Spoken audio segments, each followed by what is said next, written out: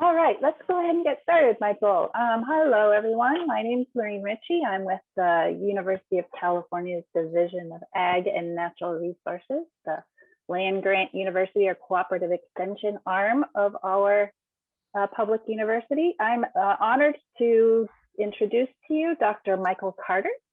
He's a distinguished professor of Ag and Resource Economics at the University of California, Davis, who is our lovely host for this summit. And he's also an honorary professor of economics at the University of Cape Town. And he was just sharing with me before the session started that he uses his expertise to also get in a lot of travel miles across the country. He is the author of numerous scientific publications and has many and varied research projects and interests, including examining poverty dynamics and social safety nets, evaluating interventions to boost small farm uptake of improved technology, something that Dr. Lal talked a lot about. We are going to need to address climate change sustainably in the previous session. And he's also doing multiple research projects on mechanisms to alleviate chronic poverty and deepen agricultural and rural financial markets. So please join me in welcoming Dr. Carter to our virtual stage this afternoon to talk about designing and testing tools to improve food security in the face of climate change. Welcome, Dr. Carter. Okay, well, thank you very much for that kind introduction, and I'm glad you called me distinguished, just in case my mother is listening. So definitely make her feel very happy. So again, welcome everyone.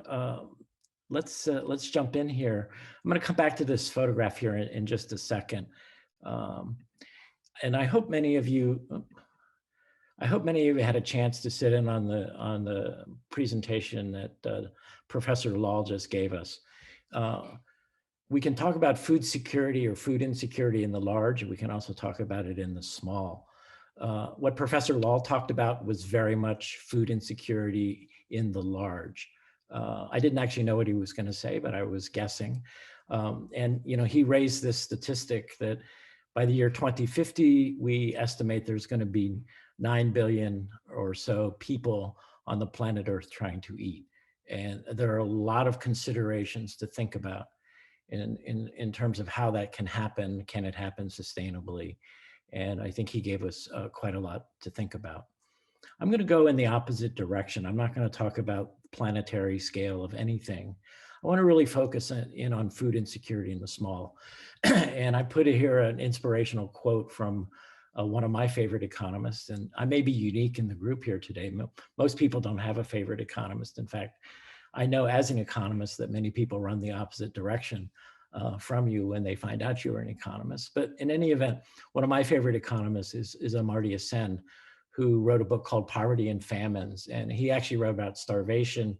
I would like to substitute in food insecurity here. And he says, food insecurity is the characteristic of some people not having enough food to eat. It is not the characteristic of there not being enough food to eat. And that forces us, as Sen did in a lot of his work, to really look in and think very carefully about what's going on. So today, what I want to do is share with you some thoughts about sort of a micro lens on food insecurity, and really think, what drives it, and what might fix it, or what might at least make the problems less severe than they currently are. So when we talk about severity, the photograph I had on the front page of my slide here, why does it, oops. I'm sorry, I'm not seeing the arrows have disappeared here on my chart. If there's somebody that can, oh, no, now this is working completely differently than it did a moment ago. Okay. So those of you can look, if you can see this photograph here, this is in a pastoralist region of northern Kenya. It's actually a county called Samburu County. We're in the middle of doing a large-scale study of a graduation program or an anti-poverty program for women such as the ones pictured in this photograph. In our surveys of random populations in this area, pre-COVID, roughly 37% of respondents said that at least one day a week, they go an entire 24 hours without eating anything. So that's pretty bad food insecurity. Under the time of COVID, we resurveyed a fraction of our population after the COVID was in the midst of that, and that number had actually doubled. So that's really quite severe food insecurity. And so what I'd like to talk to you about is a little bit about the impact of climate risk, climate shocks, how those things influence food insecurity, and specifically sort of thinking about what it is that we in the research community can and the university community can do to help address these sorts of severe kinds of food insecurity, which characterize our world. So let's drill down a little bit further. And this is a slide, comes from a study. And by the way, I tried not to be too pedantic in my slides here. I did put one of the sources here, but I've got a few bibliographic references at the end of my slides, which I assume will be posted in case you want to see a little bit more detail on any of the issues that I bring up. So here's some information that comes from a long-running, what's called a longitudinal or panel survey of households in the Southern African country of Zimbabwe. And the point I want to make is that very few of us are average people. And I always illustrate that to students when I'm teaching statistics classes, that the average woman in the US has 1.87 children, but I have never yet met anyone who had 1.87 children. Some have more, some have less, some have none, some have a lot more. So none of us are really average. And when we think about people who depend on agriculture, you know, there's such a thing as an average climate, but none of us live exclusively in those in average kinds of years. Now, those in many ways are trivial observations, but what I'd like to do is think a little bit more about this and use some information from this particular study. So as I said, it was a longitudinal or a repeat observation study that was visiting people annually over the 1990s. And you can see the highlighted year, the 1994-1995 agricultural year, was actually a terrible year in terms of rainfall. So these first three numbers here where my cursor is, if that's visible to you, shows that the rainfalls were you know, about 2/3 of normal, which in an area that's already fairly arid, that means you're going to have huge problems. And so if you look at the bottom two numbers in those columns, you can see that family income fell by at least 1/3. Their agricultural income fell even sharper than that. And so a question we might ask ourselves, when people hit this kind of severe climate shock, what happens? So let's sort of think about this. And so this ongoing study was actually able to look at this. So I wish we had a chance to be a bit more interactive and I could get your guesses on the answers to these questions. But the first question is sort of what happened to adult male body mass as families went through this drought cycle where their income fell somewhere between 1/3 to 50%. And what we see is that if you measure, and body mass, by the way, I'd like to think I'm a perfect 20, which is about is a pretty good body mass, but it's just the ratio of it's a ratio measure of your weight and your height. And if you're severe obesity, for example, is a body mass over, I think typically defined as 35, and 20 is considered fairly healthy. Anyway, in this population where the body mass is actually typically under 20, if you look at the adult males within the household across the drought event, male body mass fell by a couple of percent, but the men tended to recover pretty quickly. Women, as you might guess, fell much more substantially, which suggests a little bit of an interesting window into what happens in households between men and women, sort of a type of gender inequality when you have severe stress like this. And we see that female body mass or adult female body mass fell by 10 to 15%. And then again, later on studies showed that after a year or two, these women had recovered their body mass back to what it had been prior to the drought event. Now, what about children? So as we look across children in these households, we see that the growth of these children decelerated quickly. So the growth of them was quite the linear growth of children, or their growth in height, slowed way down. And that was especially true amongst the youngest children, who were under the age of about 36 months. If we come back to data 4 years after that drought, interestingly enough, children who were older than about 3 years old tended to have had experienced compensatory growth. That is, they sort of got back some of the growth that they had lost. But unsurprisingly to nutritionists, including our host on this panel, is that the youngest children who had suffered food shortages, severe food shortages during the drought, those younger children actually did not experience compensatory growth, and they remained stunted even in later years. They never sort of recovered that growth that happened. Now, I remember some years ago, I was giving a talk to the Ministry of Finance in South Africa, where we were looking at what was happening, some South African social programs, and what it was doing to child height. And I made the point that this program was increasing predicted adult height by about 2 centimeters. And the Ministry of Treasury people thought that I was a stupid American, because South Africans play soccer, not basketball, and why should they care about 2 centimeters? And the reason we care about 2 centimeters is not because it's 2 centimeters, but especially in young children, brain development, brain formation actually occurs. Much of it occurs post-birth, in between the times of 0 to 24 months. And a child who is not being adequately nourished and who is not growing physically in terms of stature is not experiencing full brain development. And so what we see here is actually a very worrisome pattern, that especially for the youngest children, they were suffering irreversible consequences, not only to their physical stature, but also to their ability to grow and prosper fully as human beings. This impact on young children is, probably won't surprise you to find out, was remarkably higher amongst the poorer households within these samples. We know from other research that these kinds of early life nutritional shortfalls that lead to reduced stature also lead to lower levels of school attainment, lower lifetime earnings as an adult.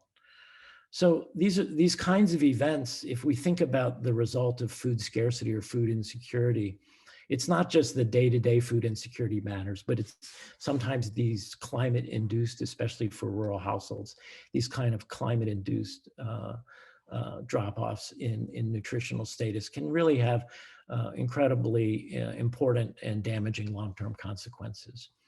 If we define resilience as the ability to manage adversity and change without compromising current and future well-being, then this study from Zimbabwe is showing that these households are definitely not at all resilient.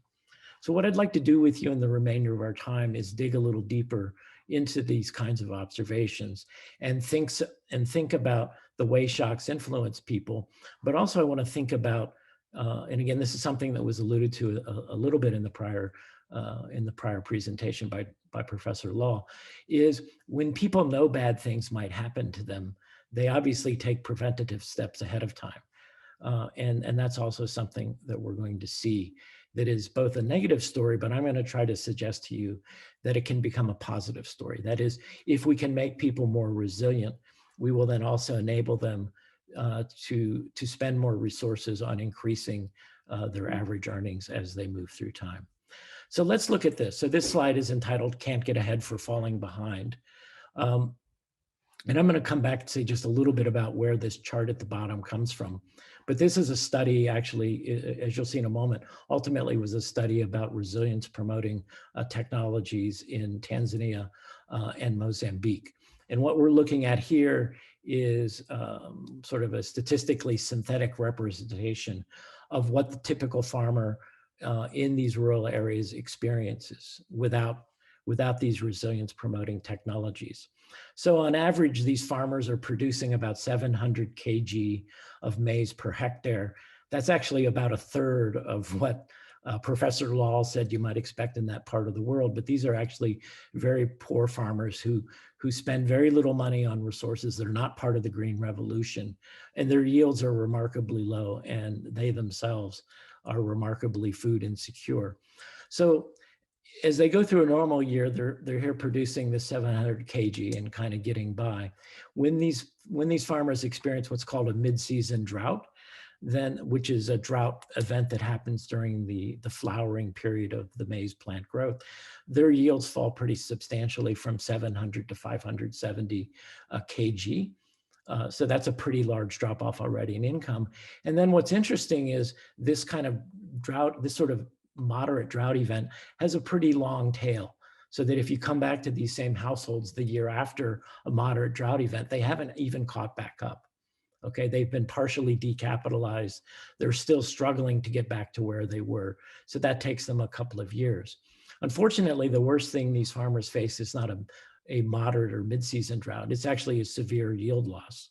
So in our study, we're able to observe these kind of drought events, and these farmers who would normally be producing about 700 kg of maize per hectare, those yields drop all the way down to about 335 kg. So there's a huge impact of this, just exactly like what we saw for those rural households in Zimbabwe. And again, significantly, if you come back a year after this severe yield loss, you see that these households are completely non-resilient. That is, these events have long tails. The family is still struggling to get back to where they were before after having experienced these kinds of loss events. So when farmers are facing this kind of thing, it's not surprising that they invest relatively little in the technologies, be they green revolution technologies or even climate smarter technologies. They invest very little, or they're unable to invest more than a very little in raising these average yields in a way that would improve their circumstances. As I like to say, risk makes people poor. So it makes people poor when a shock event hits somebody and destroys their income. But it also tends to keep people poor, because when people anticipate that the next year might be a year of severe yield loss, then they are extremely cautious on what they do. So it's not that these families don't have any savings. And those of you who have been able to travel in rural areas where small farming communities are important, you will find that people actually try to save quite a lot of food from the prior harvest, if at all possible. Okay, but saving the prior year's harvest is actually not a very good investment. And so farmers have some wealth and liquidity, but they don't invest it in things that would raise the average because they need it as a type of self-insurance policies. So the question is, when we look at the about 300 to 400 million people in Africa who are extremely poor and who live in these kinds of circumstances, what can we do if we understand that part of the reason they're poor, part of the reason their children are likely to be poor after them, is precisely because they live in these extremely risk-prone environments? So what I want to share with you is some research that we've been doing in collaboration with several partners, trying to design new tools that will improve the resilience of farmers such as the ones that we've been talking about. There have been some earlier work done on in general, by the way, let me say, this kind of work, that the first element we're going to talk about is what are called stress tolerant crop varieties. One example is flood-tolerant rice. And there was a very interesting study done of flood-tolerant rice in Bangladesh, where they made these improved varieties of rice available to farmers. When the floods happened, normal rice actually drowns under the water, and farmers get very, very low yields, if anything.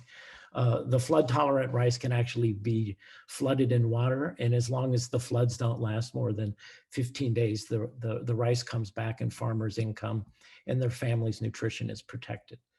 The really interesting thing that comes out of this study is not only that the flood-tolerant rice protected these farmers, but when farmers knew they were protected, they said, okay, we have a type of insurance that's available to us, and we will actually invest more. So even in normal years, once the flood-tolerant rice had been made available, farmers were actually producing more because they were, instead of simply saving in food in kind, they were actually investing more in improved varieties and increasing their levels of income and productivity.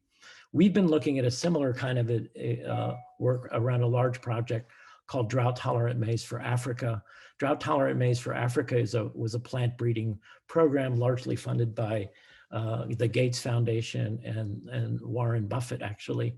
And what they did is they bred maize plants that could withstand the sort of moderate mid-season drought event, which I talked about a moment ago.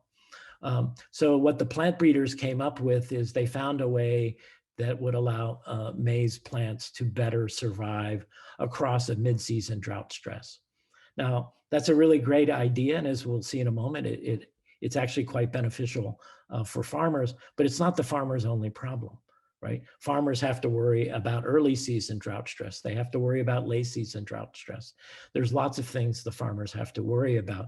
And so what the drought tolerant maize for Africa offered people was very much an important but a very partial plant protection. So what our research project did is to say, okay, this is great. You can build an element of insurance and protection for families' income and food security. You can build that into the seeds, but it's going to be a very partial protection. And it's not clear if that partial protection will really be enough to become a game changer for these kinds of families.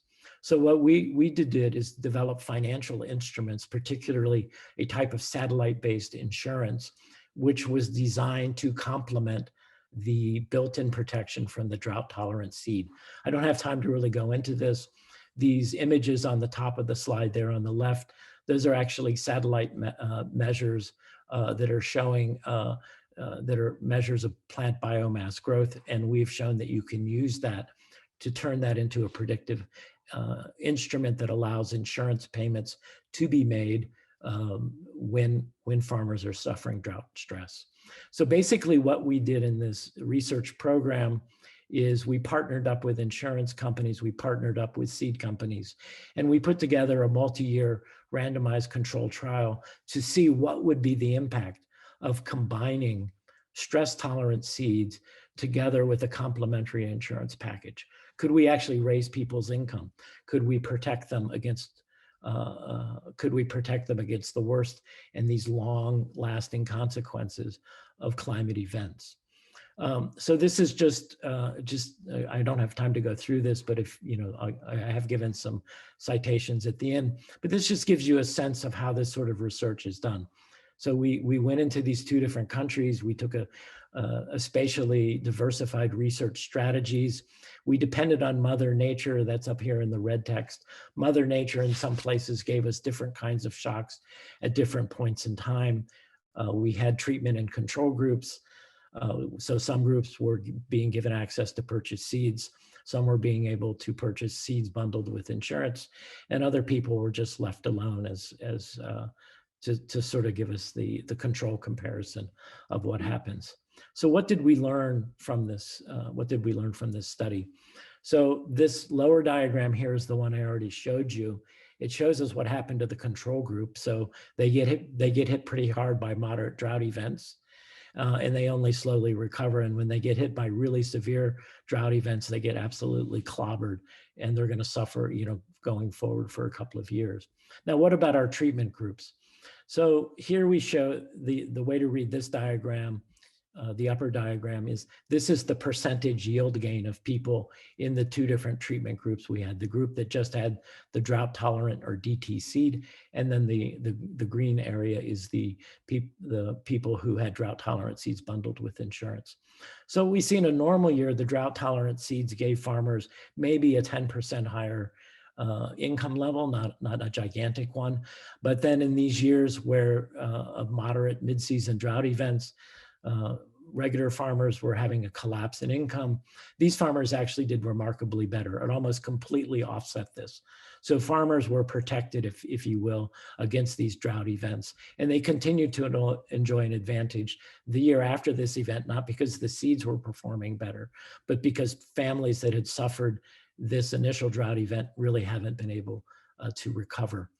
Again, we come along after one of these drought events, and here what we see is really quite remarkable.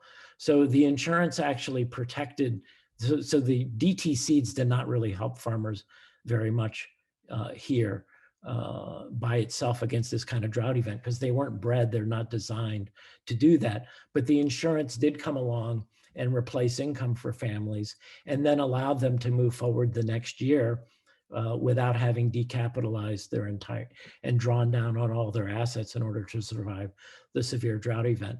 And on top of that, we see what we call resilience plus. So that is, once these farmers observed that they could survive a severe drought event cycle like this, they actually became much more willing, just like in the example of the flood tolerant rice that I mentioned.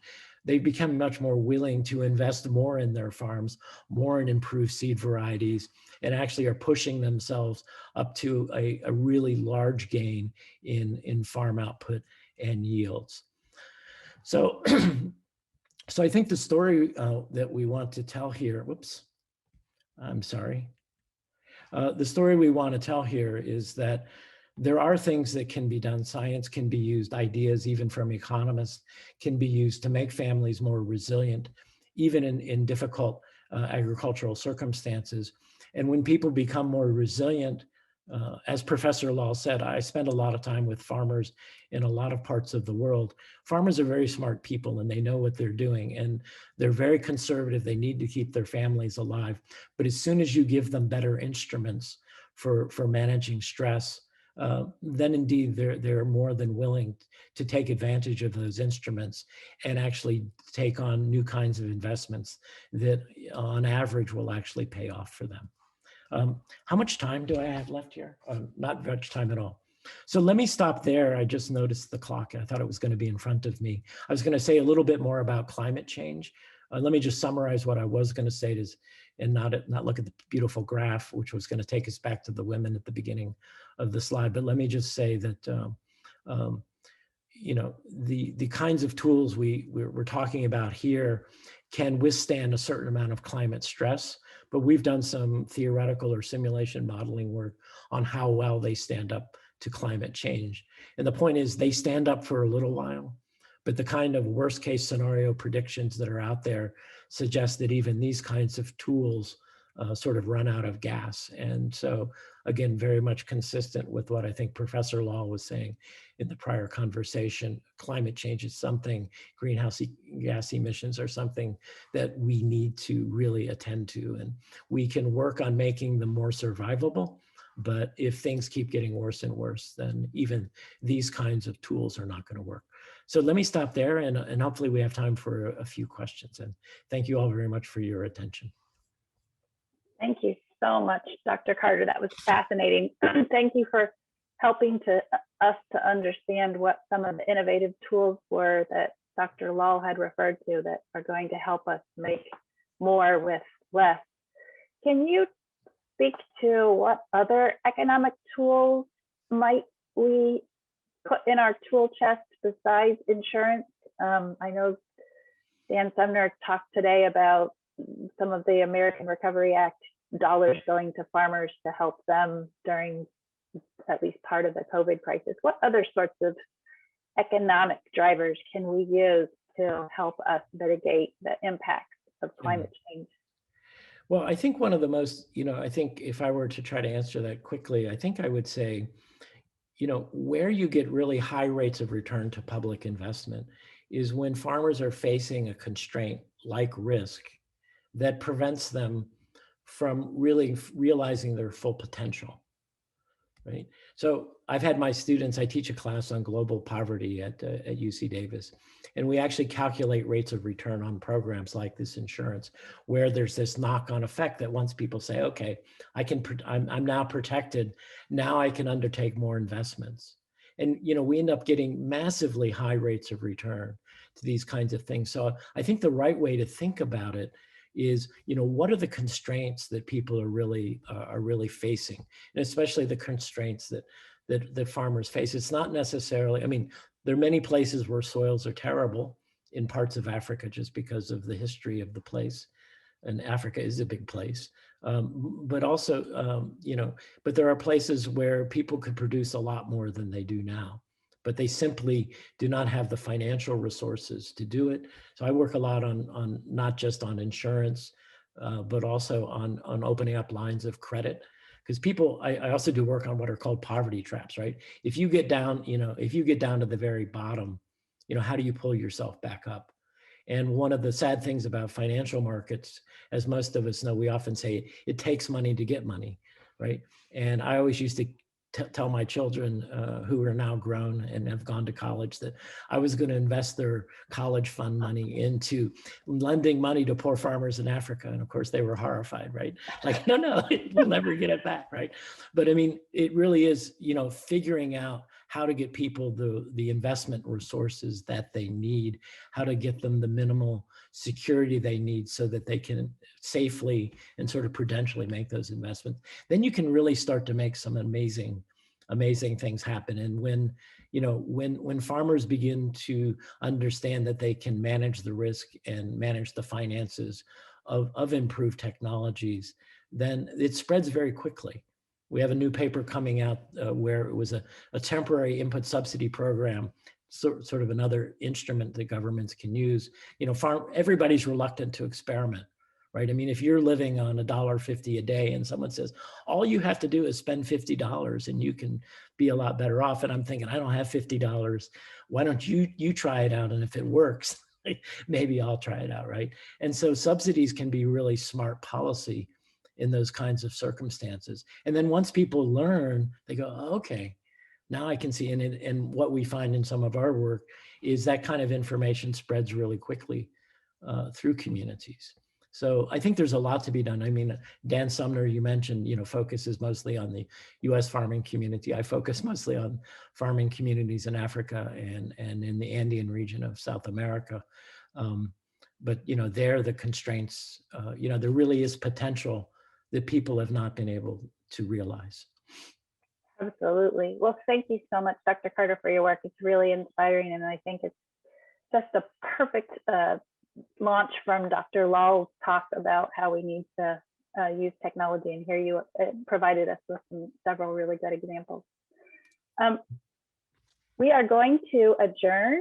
Sorry, we can't take more of your questions. We will be posting questions and answering them later. So people, if you have didn't get a question answered, feel free to check back in with us after the summit. And I'm going to direct you to the next session, which start at 2:30. So we'll look forward to more engaging talks moving forward. Thank you so much. Good. Thank you, everybody. Glad you could join us. Bye.